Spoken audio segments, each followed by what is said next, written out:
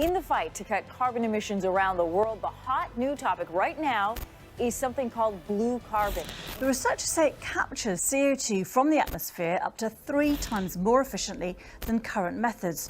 These coastal ecosystems, kelp forests, coastal marshes, mangroves, seagrass beds, literally pull carbon from out of the atmosphere. Mangrove forests can be a great agent when it comes to combating climate change, thanks to their ability to capture large amounts of carbon.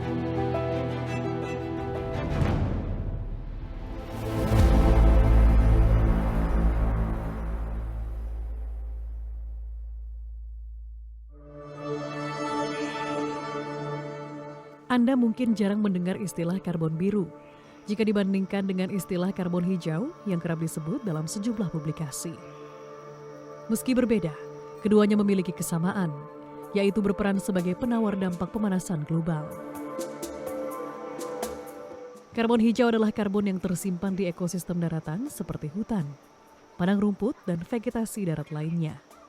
Sementara karbon biru menyimpan cadangan karbon di ekosistem pesisir dan laut, seperti padang lamun dan hutan mangrove. Wilayah Indonesia yang terdiri dari 70% lautan dan 30% daratan membuat potensi karbon biru di Indonesia melimpah. International Union for Conservation of Nature, IUCN menyebut, Indonesia menjadi salah satu negara dengan potensi karbon biru terbesar dengan total 3,4 gigaton, disusul oleh Australia, Brazil, dan Amerika Serikat. Kita itu berkontribusi sekitar 3,15 miliar ton karbon penyimpanan. Dan itu secara rata-rata sepertiga dari karbon yang disimpan di dunia. Perannya itu besar sekali. Jadi memang perhatian atau harapan global itu terhadap perlindungan karbon di Indonesia itu sangat besar. Hutan mangrove Indonesia berkontribusi besar dalam sumbangan karbon biru. Kementerian Lingkungan Hidup dan Kehutanan menyebut, Indonesia memiliki 3,364 juta hektar hutan mangrove, atau 20,3% dari total luas lahan mangrove dunia, yang mencapai 16.530 juta hektar. Papua, Papua Barat, dan Riau menjadi 3 wilayah dengan mangrove terluas di Indonesia.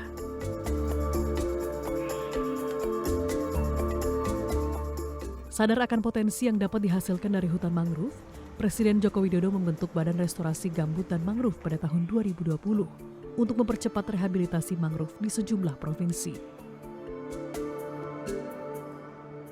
Jadi Presiden pengennya kerusakan gambut dan mangrove itu bisa ditangani lebih cepat. Nah, gambut dan mangrove itu 2 ekosistem lahan basah yang punya peranan sangat penting akhir-akhir ini, terutama kalau dikaitkan dengan perubahan iklim. Gambut dan mangrove menyimpan karbon yang luar biasa besar dan menghadapi ancaman konversi yang bisa menimbulkan emisi karbon ke atmosfer. Tak hanya berfungsi untuk menyerap energi kotor, ekosistem mangrove juga berperan penting bagi keberlangsungan hidup masyarakat pesisir. Mulai dari mencari sumber mata pencaharian, hingga mitigasi bencana serta dampaknya terhadap sebuah wilayah. Jadi ada begitu banyak pekerjaan-pekerjaan yang bisa dimanfaatkan oleh masyarakat pesisir sebagai sumber mata pencaharian. Yang kedua, dengan semakin bertambahnya anomali-anomali peristiwa bencana, manfaat mangrove itu menjadi lebih besar. Salah satu contohnya mungkin yang paling relevan buat kita adalah yang paling mungkin itu sering kita dengar dulu ketika kejadian 2004 ketika tsunami. Salah satu wilayah yang memiliki potensi atau wilayah yang memiliki ekosistem mangrove paling baik itu berkurang dampak dari tsunami. Sebagai negara dengan luasan lahan mangrove terbesar di dunia, diperlukan kerja keras untuk melakukan restorasi dan rehabilitasi lahan mangrove yang sudah ada. Kerusakan akibat faktor manusia pun tak terelakkan. Pengambilan mangrove, kayu mangrove, baik untuk kayu bakar maupun untuk arang. Kemudian yang ketiga, konversi hutan mangrove, baik untuk tambak maupun untuk penggunaan lain. Dominannya adalah tambak. Ini hampir 550 ribuan hektar. Adapun Badan Restorasi Gambut dan Mangrove kini terus aktif mengerjakan tugas dari Presiden Joko Widodo untuk merestorasi 600.000 hektar lahan mangrove yang tersebar di 9 provinsi. Angka 600.000 yang ditugaskan oleh Presiden itu coba kita terjemahkan di dalam rencana operasionalnya dengan Kementerian LHK, dengan KKP, sebetulnya mana yang harus kita rehab. Nah, didapatkanlah angka 200.000 untuk ekosistem mangrove yang terdegradasi plus 400.000 ekosistem mangrove yang paling terancam. Potensi karbon biru dari mangrove Indonesia pun menarik perhatian dunia. Sejak Indonesia menandatangani Paris Agreement 2015, sebuah perjanjian internasional untuk mengatasi perubahan iklim, sejumlah kerjasama internasional di berbagai sektor untuk pemanfaatan karbon biru dari mangrove Indonesia perlahan mulai terjalin. Jadi memang masalah mangrove ini bukan masalah orang Indonesia aja ya secara umum. Jadi memang secara global perhatian banyak lembaga di dunia untuk mengatasi permasalahan mangrove itu semakin berkembang gitu. Banyak institusi-institusi termasuk pergerakan atau movement, salah satunya misalnya Mangrove Breakthrough, terus National Blue Carbon NBCAF, National Blue Carbon Action Partnership, termasuk juga private sector misalnya HSBC, dan beberapa lembaga lainnya juga turut bekerja sama dan membantu dalam memastikan kegiatan restorasi dan proteksi mangrove ini bisa berjalan di level community misalnya.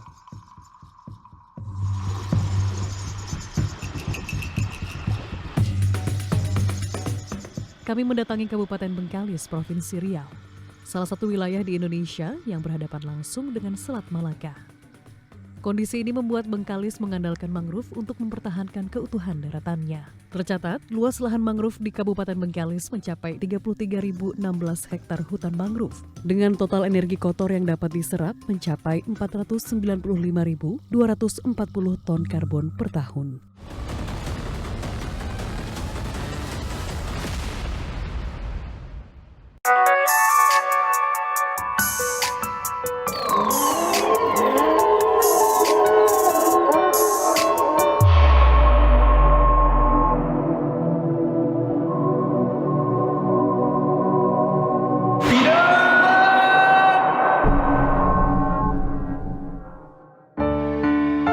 Berhenti sebelum terlambat. Merokok membunuhmu. Yang muda, yang berkarya. Kita keren tanpa asap rokok.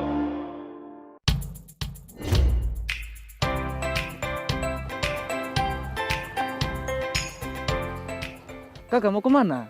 Beta mau pergi kampus, hanya ojek son ada nih. Oh, nah kebetulan beta ini driver gonceng. Hanya kakak sudah ada aplikasi gonceng kok belum? Aduh, beta belum download. Itu udah download di mana kakak? Ada cara download ke mana? Nah, ada cara download gampang kakak. Sini beta kasih tahu.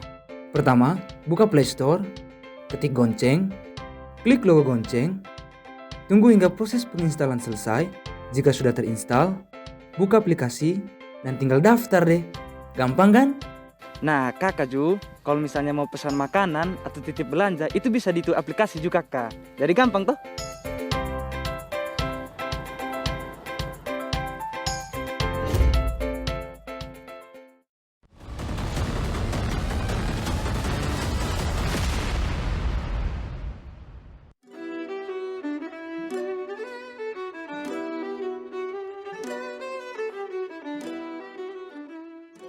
Bengkalis adalah salah satu dari 7 kabupaten di Provinsi Riau yang memiliki hutan mangrove. Badan Pusat Statistik Kabupaten Bengkalis mencatat saat ini terdapat 33.016 hektar hutan mangrove di wilayah ini. Manfaat mangrove di Bengkalis cukup penting. Lokasinya yang berbatasan langsung dengan Selat Malaka membuat abrasi kencang terus terjadi. Untuk itu, sistem akar yang kuat dan rimbun dari pohon mangrove mampu mengikat dan menahan sedimen pantai agar tidak terbawa oleh arus laut yang kencang.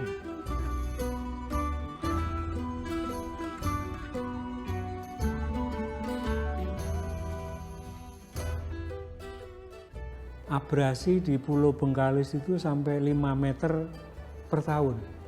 Jadi kalau misalnya 10 tahun berarti udah mundur 50 meteran. Jadi kepentingan untuk merehabilitasi mangrove di Pulau Bengkalis, saya kira tidak hanya dari sisi sosial ekonomi, tapi dari sisi politik juga, geopolitik. Karena dengan mundurnya garis pantai, itu berarti berkurangnya wilayah Republik ini, termasuk zona ekonomi eksklusif. Selain menjaga keutuhan daratan Bengkalis, mangrove juga berperan penting dalam berbagai aspek kehidupan, mulai dari menjaga roda perekonomian, menyokong kemandirian pangan, hingga pemenuhan kebutuhan papan masyarakat sekitar. Sejauh 52 km dari kota Bengkalis terdapat sebuah desa bernama Desa Teluk Pambang yang dihuni oleh orang-orang suku asli. Desa Teluk Pambang adalah salah satu desa di Kabupaten Bengkalis yang memiliki hutan mangrove dengan luas mencapai 915 hektar.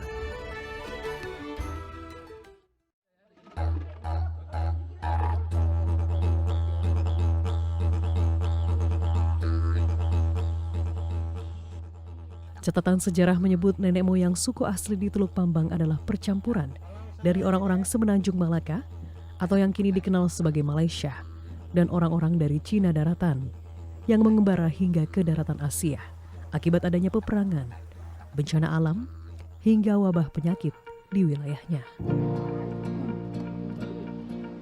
Ekosistem mangrove yang baik membuat berbagai jenis biota laut dalam jumlah yang melimpah hadir di hutan mangrove Desa Teluk Pambang.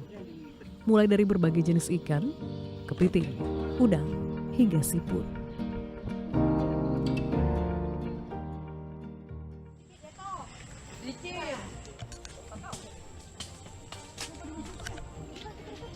Ini namanya siput timbel.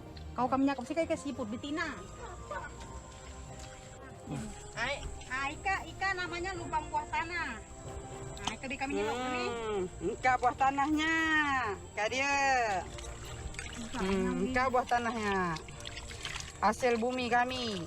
Ika buah tanahnya. Tidak noting. Ika namanya begajib.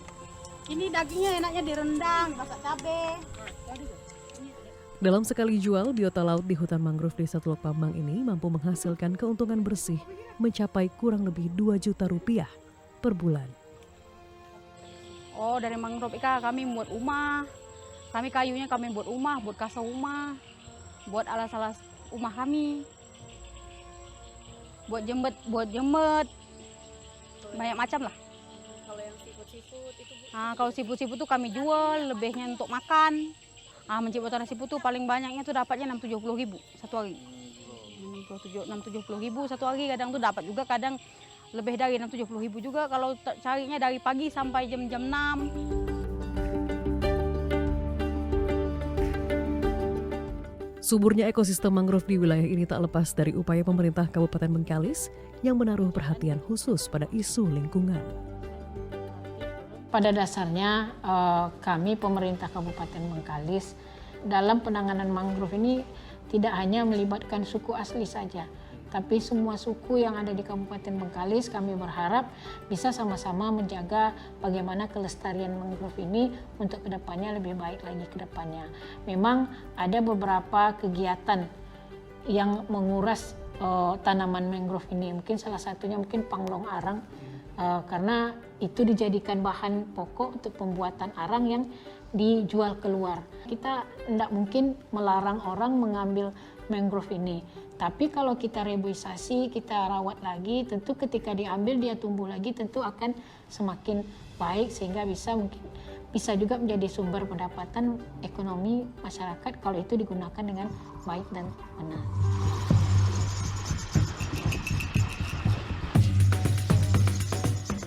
Salah satu pihak yang bekerja sama dengan pemerintah Kabupaten Bengkalis untuk melestarikan mangrove adalah Yayasan Konservasi Alam Nusantara.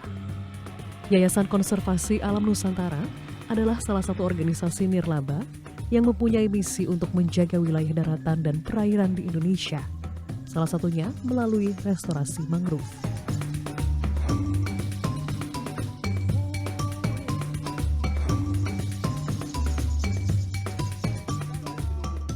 Taufik adalah seorang konservasionis yang telah mengabdi untuk hutan mangrove di Bengkalis selama 3 tahun. Kondisi geografis tetap menjadi tantangan tersendiri dalam proses rehabilitasi dan restorasi mangrove di Pulau Bengkalis. Tantangannya mungkin di sini kalau kita akan melakukan restorasi di area tersebut cukup besar, cukup beresiko ya, karena di situ ombaknya besar, kemudian juga anginnya lumayan kuat. Jadi ketika kita melakukan restorasi hanya dengan melakukan penanaman, mungkin kegagalannya akan cukup tinggi gitu. Nah makanya perlu ada intervensi lainnya kalau misalkan kita memang jalan terakhirnya itu harus menanam. Salah satu contohnya itu adalah dengan menambah bangunan atau menambah alat pemecah ombak di depannya, ataupun dengan metode penanaman lainnya seperti metode rumpun berjarak, yang dimana di situ metodenya mencoba untuk melindungi bibit-bibit mangrove yang ditanam di dalam rumpun tersebut. Seperti itu.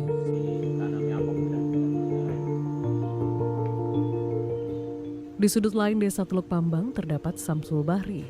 Ia dan sang ayah sejak tahun 1980-an telah merubah lahan kosong seluas 40 hektar yang dulunya gersang menjadi lahan mangrove jenis Rhizopora mugronata atau bakau hitam yang kini tumbuh subur dan telah menjadi sumber kehidupan warga sekitar. Sampai hari ini Samsul bersama kelompok pelestarian mangrove yang ia dirikan, yaitu kelompok Blue Cup, terus mengedukasi warga untuk menjaga ekosistem mangrove, khususnya terkait praktik illegal logging yang sempat marak di Desa Teluk Pambang. Memang masyarakat ini agak susah. Dari pekerjaan yang menunggu 6 tahun, 7 tahun. Mangrove ini kan bisa ditebang 6-7 tahun. Kita mau makan apa bilangnya itu. Itu kerja main-main katanya kan. Orang belum mau, Bapak. Tidak mau dia. Masyarakat, tapi atas jerih payah Bapak bersama kelompok lah dulunya, Bapak memberikan pengertian kepada anggota kelompok Bapak. Ini kebun kita tinggalkan untuk apa akhirnya? Pikirkan anak cucu kalian, Bapak bilang gitu, anak cucu Bapak. Kalau Bapak mau menghabiskan, mau kaya sendiri Bapak, ini udah habis. Wilayah lain di Indonesia yang memiliki potensi karbon biru dari mangrove adalah Pasuruan, Jawa Timur. Tercatat Kabupaten Pasuruan saat ini memiliki lahan mangrove seluas 550.711 juta hektar dengan potensi karbon biru sebesar 830 ton karbon.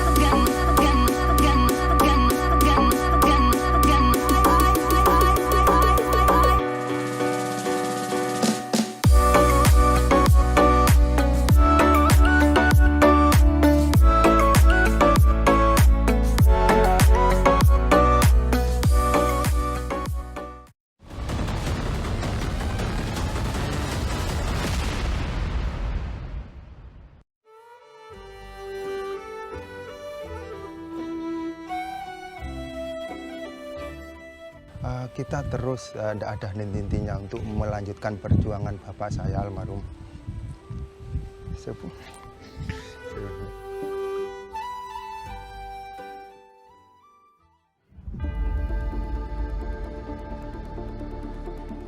Banjir adalah bencana alam yang kerap terjadi jika Anda tinggal di bibir pantai utara Jawa. Itulah yang dirasakan warga Desa Penunggul, Kecamatan Nguling, Kabupaten Pasuruan, Jawa Timur selama puluhan tahun. Berangkat dari keresahan ini, Mukarim, seorang nelayan Desa Penunggul, tergerak untuk menyelesaikan permasalahan utama di desanya dengan menanam mangrove yang ia temui saat tengah mencari ikan di Probolinggo. Tahu sambil nelayan ke laut itu saya lihat di daerah Probolinggo Pak, ada pohon-pohonan yang bisa tumbuh di pantai. Langsung pohon apa namanya enggak tahu, pokoknya ada pohon-pohonan di daerah Probolinggo Di namanya Desa Bayeman itu ada pohon besar di pantai. Nggak tahu. Lama-kelamaan saya sudah kira-kira 2-3 bulan itu nelayan kok menemukan bibit seperti ini tadi. Di tengah itu jadi terapung, hanya kelihatannya pucuknya tok. Jadi saya ambil, nggak banyak-banyak, saya ambil hanya 5 aja, saya bawa pulang. Langsung saya nggak pulang ke rumah, langsung ke lahan. Saya taruh di situ, nanti tunggu surutnya air, baru saya tanam sama keluarga saya. Nggak ada satupun yang bantu. Hanya malah saya dikecam. Buat apa nanam itu? Seperti orang gila aja. Tidur seperti orang bambong, istirahatnya di pinggir pantai. Kegigihan Mukarim yang dimulai sejak tahun 1986 untuk menanam mangrove di desanya berbuah manis. Atas jasanya untuk menyelamatkan lingkungan di Desa Penunggul, Mukarim meraih penghargaan Kalpataru pada tahun 2005 oleh Presiden ke-6 Republik Indonesia, Susilo Bambang Yudhoyono.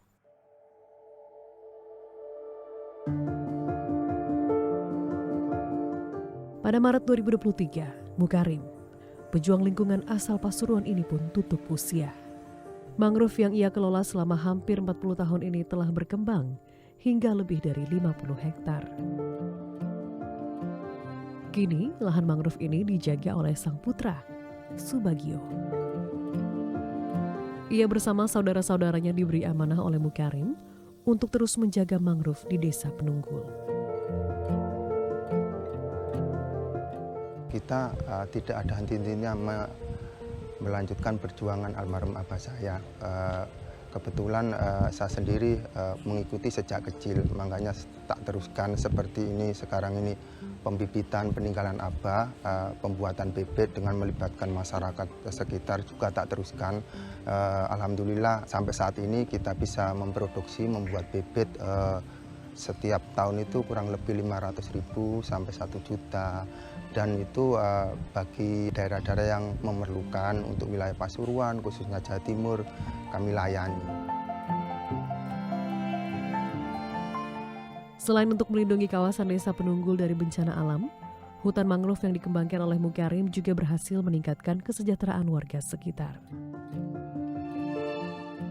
Dulu, sebelum ada mangrove, hasil tangkapan laut itu beda sama sekarang. Sekarang dengan adanya mangrove ini kayak kepiting, rajungan ini melimpah, udang melimpah. Karena kan mungkin dari kepiting, rajungan senang makan akar-akarnya mangrove itu, mungkin bisa menarik biota laut itu. Jelas beda, dulu Bapak carinya sampai berapa mil dari bibir pantai. Sekarang tidak sampai 1 mil sudah rajungan, kepiting banyak. Bahkan di dalam akar-akar mangrove itu setiap hari orang cari. Makanya mangrove luar biasa dampak ekonominya. Bahkan sekarang ibu-ibu PKK itu mulai mengembangkan turunan olahan mangrove ini seperti keripik sekarang ini, terus sirup, terus ini lagi batik yang sekarang ini dikerjakan ibu-ibu PKK sekarang ini. Biasanya kalau air pasang, air laut pasang itu kita sudah masang kayak jebakan itu. Nanti kalau airnya sudah surut, baru kita ambil jebakan-jebakan itu, kita ambil, namanya orang sini ngarani wuwu. Mustarini adalah salah satu warga Desa Penunggul yang turut memanfaatkan mangrove sebagai sumber penghidupan. Ia berhasil mengolah mangrove menjadi berbagai jenis penganan hingga batik. Keuntungan yang dihasilkan dari pengolahan mangrove pun mampu mencapai 4 juta hingga 7 juta rupiah per bulan. Kalau dulu sebelum ada mangrove ini kita ibu-ibu tidak punya pekerjaan. Sejak Pak Bagio bikin usaha untuk pembibitan, waktu itu bukan Pak Bagio sih, bapaknya Pak Bagio, Pak Mukarim namanya, itu bikin pembibitan buah mangrove itu. Masyarakat sini banyak yang bekerja sampingan, ibu-ibunya. Bisa ya tergantung pesanan, tapi kalau omset terendah sih 4 jutaan, kalau ke atas bisa. Kalau hari-hari biasa tidak ada pesanan banyak ya sekitar 4 juta, 7 juta ya juga nyampe kalau pesanan banyak. Pemerintah Kabupaten Pasuruan mencatat saat ini total luasan mangrove mencapai lebih dari 440 hektar. luas total hutan mangrove di Kabupaten Pasuruan itu mencapai lebih dari 440 hektar. Ya, dari total luas tersebut ada 4,45% dalam kondisi yang sangat baik dan 71,6% dalam kondisi baik. Meskipun masih ada 12 yang kita kategorikan rusak ringan lah gitu ya. Kita tahu bahwa fungsi daripada hutan mangrove ini adalah menyerap karbon dioksida dan penghasil oksigen yang cukup tinggi, sehingga penyerapan CO2-nya dibandingkan dengan tanaman hutan lainnya itu lebih besar mangrove. Ya, jadi ini bagus sekali. Kita mempunyai sebuah gagasan sedemikian rupa bahwa ada beberapa tempat-tempat yang bisa untuk healing kalau seandainya misalkan pada penyakit paru-paru misalkan yang membutuhkan oksigen yang tinggi dan seterusnya dan seterusnya. Meski tak ada luasan mangrove yang tergolong rusak berat, pihak pemerintah Kabupaten Pasuruan aktif melakukan restorasi mangrove. Kita berupaya sungguh-sungguh yang pertama melakukan rehabilitasi mangrove dengan melakukan penanaman kembali untuk mempertahankan dan menambah luasan mangrove yang ada di kawasan hutan mangrove tersebut. Dan total penanaman yang didanai oleh APBD Kabupaten Pasuruan tahun 2015 sampai sekarang itu sudah lebih dari 440.000 batang. Mangrove sebagai tumbuhan multifungsi akan memberikan banyak manfaat bagi warga di sekitarnya jika dikelola dengan baik. Untuk itu, pengelolaan secara berkelanjutan perlu dilakukan agar mangrove dapat berfungsi secara maksimal. Pada intinya semua ekosistem yang ada di bumi itu kan memiliki kemampuan resilience yang tinggi, resistance yang tinggi. Ketika dia ekosistem mangrove itu berada dalam kondisi yang terbaik, biodiversity-nya bagus, terus tutupannya lebat, keanekaragaman hayatinya tinggi, dia akan memberikan manfaat yang sangat maksimal. Sebagai tumbuhan penjaga pesisir laut, mangrove harus terus dilestarikan secara berkelanjutan untuk menjaga keberlangsungan hidup dan terjaganya alam. Dengan melestarikan mangrove, kita juga turut berkontribusi untuk menyelamatkan bumi.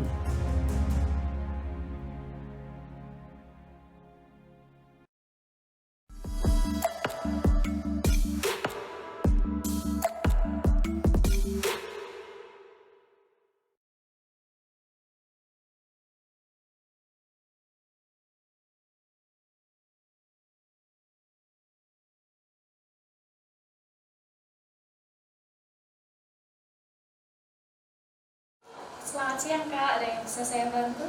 Jadi gini Mbak, saya mau daftar